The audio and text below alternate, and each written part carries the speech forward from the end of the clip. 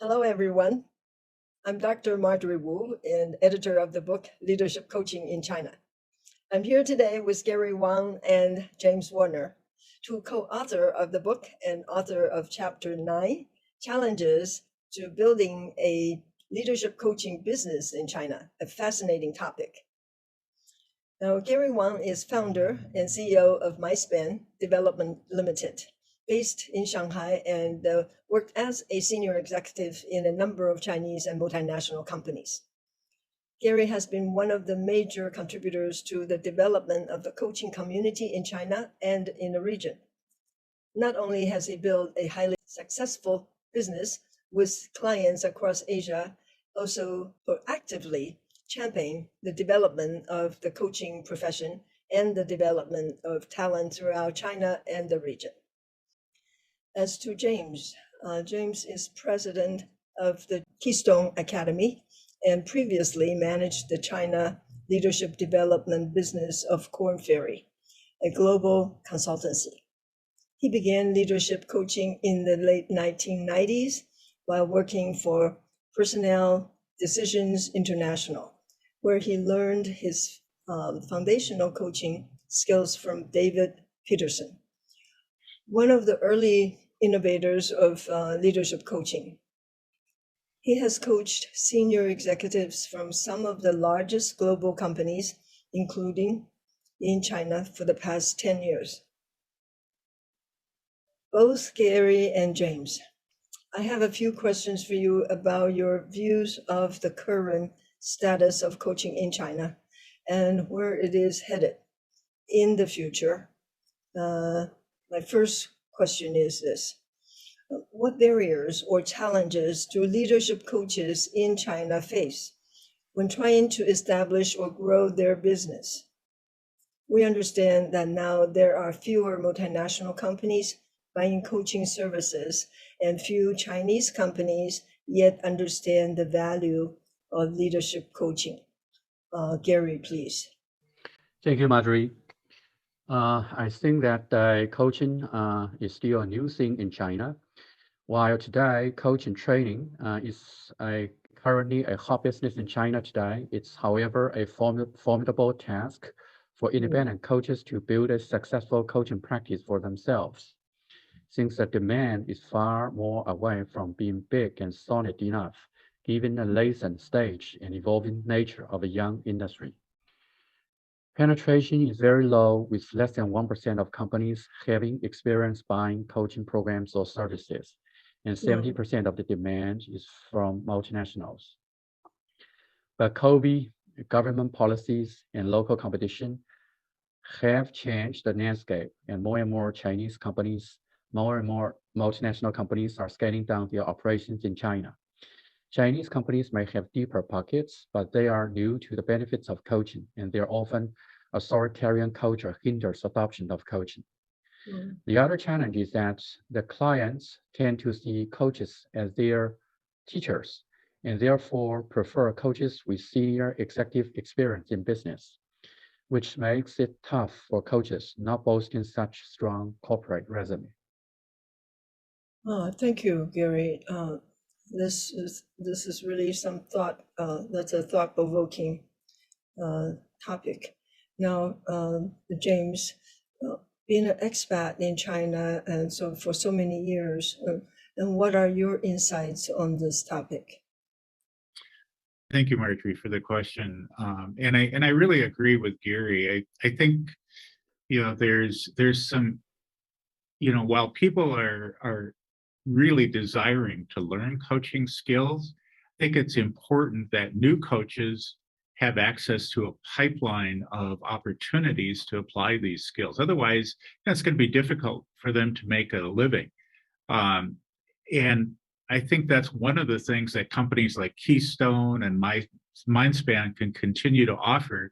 In addition to the high quality training that we deliver, but we need to help support these coaches in finding opportunities to engage and practice as new coaches, both in Chinese and in MNC companies. Like without this support and access, it's very difficult for these new independent individual coaches to start their practice. We have, lots of connections. We have worked with many different companies. And I think this is an opportunity for us to really help these coaches get engaged, get their coaching experience in some strong and powerful client companies. That's great, James. Yeah, excellent insight. So the next question is, what challenges then have you encountered in promoting coaching to Chinese companies, and where many potential breakthroughs might be available to the coaches? Personally, I have seen numerous challenges for Chinese companies to embrace coaching, with the following three as the most paramount. First, the authoritarian and directive leadership culture, which is still dominant in many Chinese companies that value command and control over engagement and empowerment.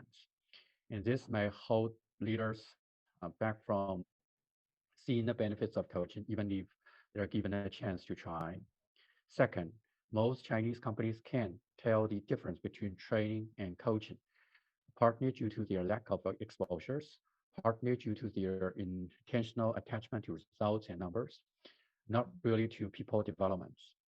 In this kind of environment, people are seen more as a tool, not as assets with huge potential.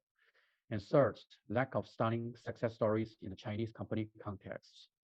While coaching success stories abound in multinational contexts, Chinese companies may dismiss them as not relevant to their situations. They want quick fixes or coaching for performance type of success stories, which are still very few for the moment, especially for large and complicated Chinese organizations. Gary, I think you've really identified some of the key challenges and things that we can do. I think, yeah, we look at China and a rich 2,000-year history and culture of leadership, but not that many companies have adopted some of the new science of leadership.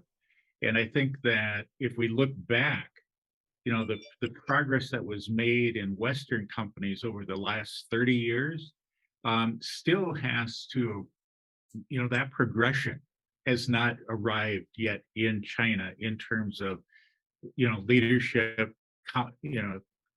of leadership coaching and even leadership training. I think if we look at the West, leadership coaching grew quickly because it was picked up by some of the biggest and most successful Western companies. And they recognize that if you accelerate and develop leaders on certain skills or how they lead in a faster way, and that's what coaching is all about, that it had an impact on the bottom line. And I know companies that I've worked with, they presented at conferences, they participated in research at various universities, and the methods for helping this became well known and started to be used by other companies. I think it might take another 5 to 10 years to reach that same degree of understanding and penetration in China. And I think that will only happen if companies learn about how coaching really works. So I think, we as Keystone and Mindspan, we need to continue to spread the success stories. Those companies we're working with, how leaders change. We need to continue to support and do research. And I think we can also hold promotional events. I know you do a lot of that, Gary, with Mindspan, the different conferences you've championed and sponsored. I think it's going to take leaders in the field in China doing these things to increase the understanding of the value and of this really important approach to developing high quality leaders. Those are just some of my thoughts. Thank you, James. Brilliant point. Indeed, James and Gary, thank you for your both of you sharing your experience and valuable insight. And coaching globally just evolved in the past 25 years, and in China, less than that. Yet COVID has changed a lot of ways in how we live, how we doing business. So it is an area where we can really contribute in the development and evolution of this profession going forward. So thank you again for making a special effort to join us this evening. And we'll for the audience, we thank you for your participation. And this book, Leadership Coaching in China, is now available on Amazon. And the English version is available in 8 different countries. So check it out.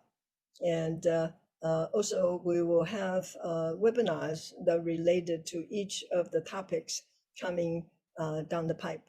So we invite you to join us on an ongoing basis.